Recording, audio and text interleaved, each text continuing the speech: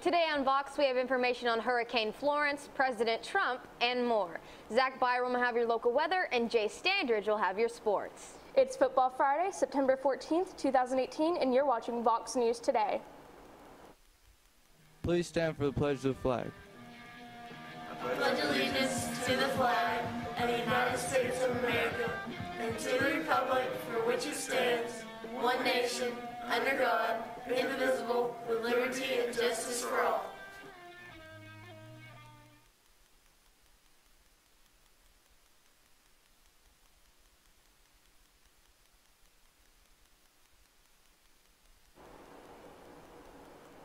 Good afternoon and welcome back. I'm Marybeth Mangrum. And I'm Taylor Lawson.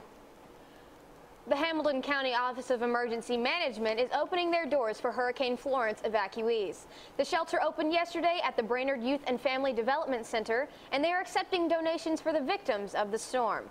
They say donations allow them to prepare for, respond to, and recover from disasters. To make a financial donation to the American Red Cross, you can visit the website at www.redcross.org, and you can also make a $10 donation by texting Florence to 90999.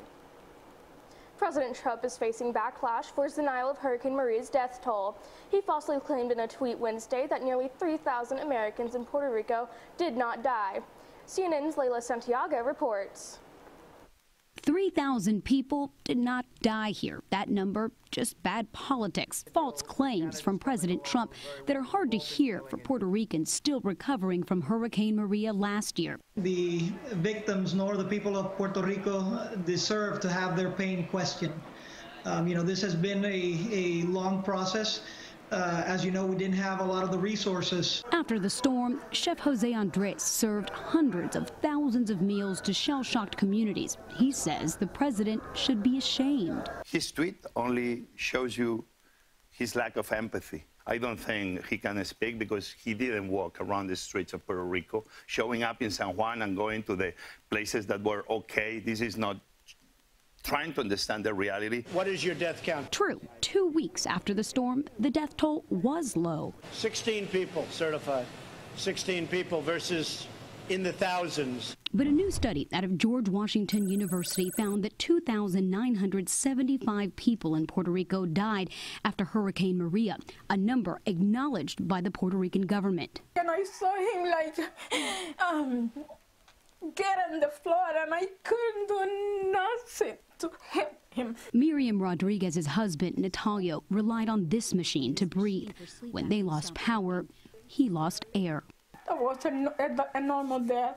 That wasn't. Natalio's family is just one of many who believe Hurricane Maria contributed to their loss, the kind of losses Trump now says has been fabricated for political gain. A group representing victims of abuse by the Catholic Church in Germany issued a statement Thursday calling for an independent investigation into the church's report on nearly 4,000 cases of child sexual abuse and criticizing the church's report for not including victim testimony. Atika Schubert reports. Well, the numbers are staggering. This is what's being reported by Die Zeit and Der Spiegel, the two local media that have seen a leaked copy of the report.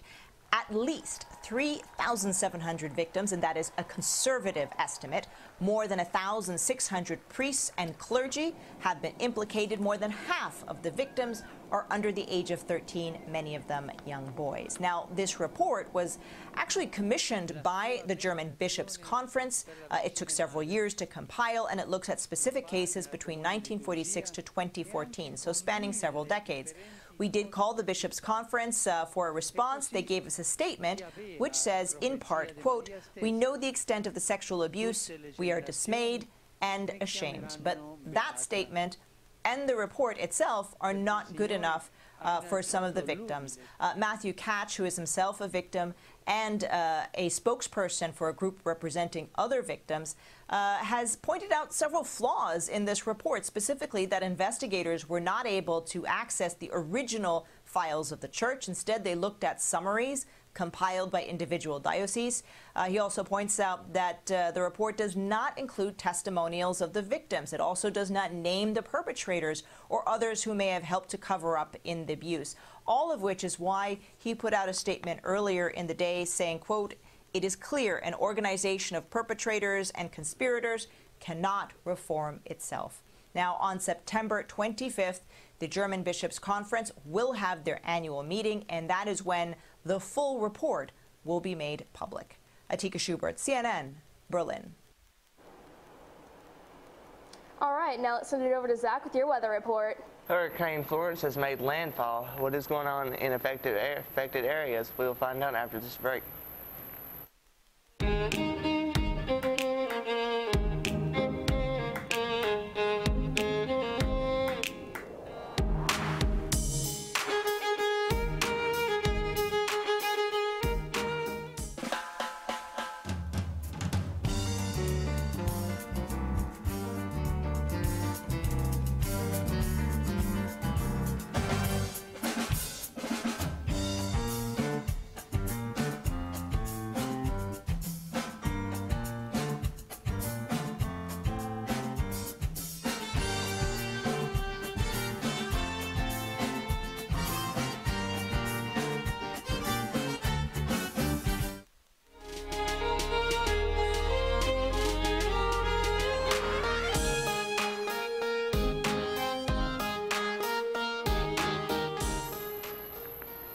The rain turned sideways Thursday. Rivers swelled and floodwaters began to fill the streets as massive Hurricane Florence trudged through North Carolina. Florence is now a Category 1 storm with a 10-foot storm surge. Omar Junez in Wilmington, North Carolina with the latest. There it goes! There goes the lights! Hurricane Florence is just beginning to carve out a path of destruction. This is weeks. If this thing sits on top of us, it'll be a few days before the storm is over, but recovery will be weeks and months. Florence is making its way on shore at a snail's crawl, bringing with it a potential 10 trillion gallons of rainfall. We'll have an initial problem with flooding due to the storm surge, and then the river flooding and the creeks and streams we're worried about. That's an issue we're going to face. In the town of New Bern, North Carolina, flooding began shortly after the first outer bands of the storm hit. In a matter of seconds, my house was flooded up to the waist, and now it's to the chest, and we are stuck in the attic. By early Friday morning, more than 100 people who didn't heed warnings to evacuate have been rescued from their homes, according to the New Bern mayor, and more were awaiting rescue. We've had, I would say, probably over 500 calls. We're going to get in here and just start some rescues as soon as he gets here. In the meantime, we're staging up. And according to officials up and down the Carolina coast, it's going to get worse before it gets better. We were told to evacuate because of the impending surge, and I am so grateful and thankful that we did.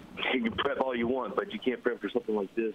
In Wilmington, North Carolina, I'm Omar Jimenez.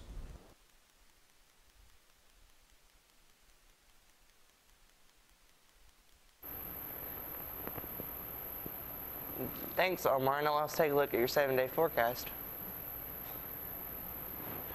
For today, we have a high of 90, low of 70 with a 0% chance of rain. Saturday, Sunday, and Monday will have highs of 88, 75, and 83 with lows of 70, 67, and 66 with 20, 50, and 60% chances of rain. Tuesday, Wednesday, and Thursday, however, the rain goes away as we have sunny days coming up with the rain percentages dropping to 20. Highs of 84, 88, and 86 with lows of 68 and 66. That's all for me. Now let's take a look. Go to Jace with your sports. AJ Green had himself a career day. How many touchdowns and yards did he end up with? We'll find out after this break.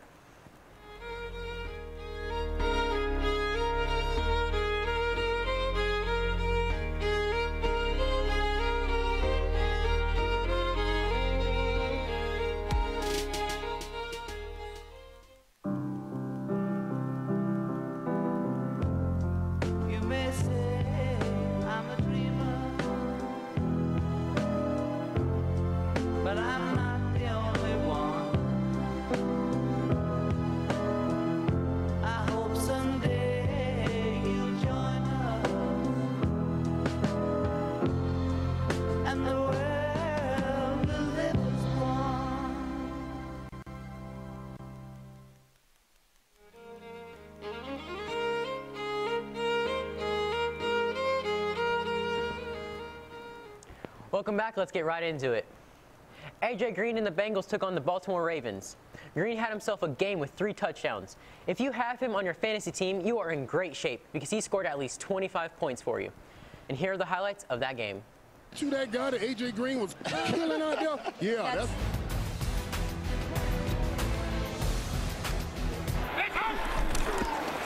Fake toss.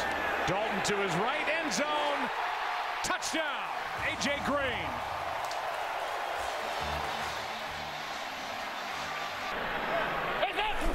Third down and 2. Here's a blitz. Pass is caught. Good catch. A.J. Green. Foot race. His second of the game.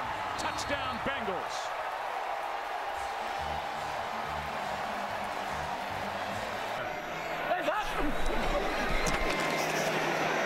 Good protection. Pass is caught for the touchdown. Guess who? Number 3, A.J. Green. Have a half. Second and goal. Over the middle. Boyd. Touchdown, Bengals.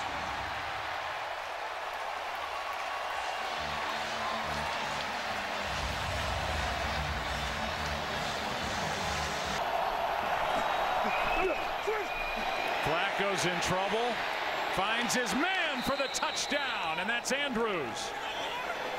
And what a time for Mark Andrews, the rookie, to get number of penalties.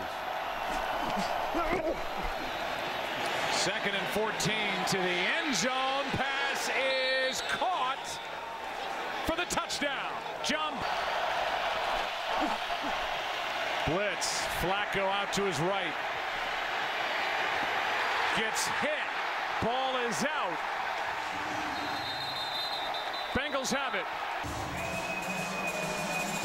Williams has a pick in this game, has 7 over the last 3+ years, but that play might very well seal.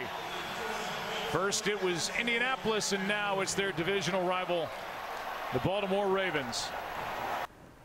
Today is the biggest game of the year for Bradley football as they take on rival Cleveland. The game starts at 7:30, but get there early if you want to park anywhere within a mile. It will be packed. And that's all for me. After this break, we'll take a look at your school announcements.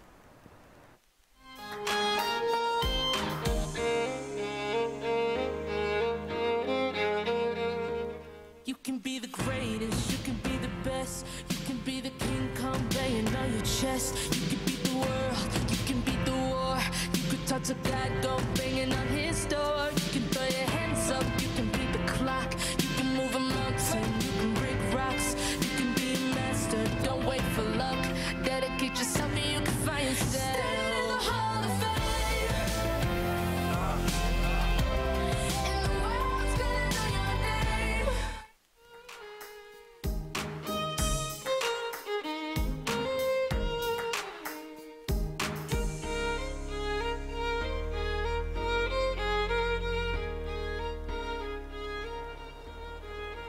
Welcome back, Bradley Central. Let's take a look at our school announcements.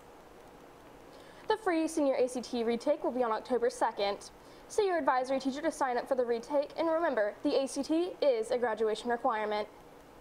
Prior to the October 2nd test date, seniors have to complete the pre-test demographic portion of the ACT registration for the ACT retake. The demographic portion will be in the cafeteria in the following order.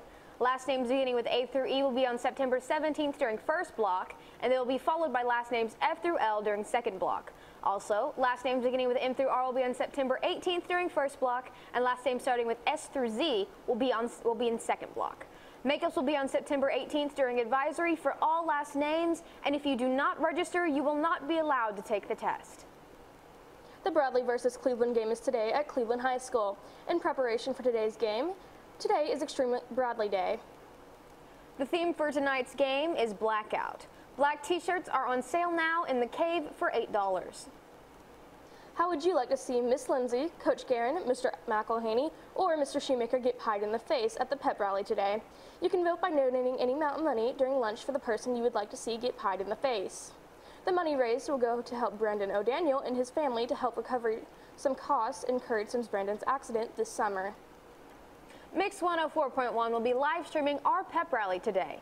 We will be in a contest against Cleveland High School's pep rally to see who has the most spirit. Let's get ready to get loud, and remember, we run this town. We are online on YouTube at BCHS VOX News. You can also check us out on Facebook, SchoolTube, and of course, VoxNews.net. You just can't get enough of Vox. That's all we have for you today, Bradley Central. And as always, God bless and go Bears.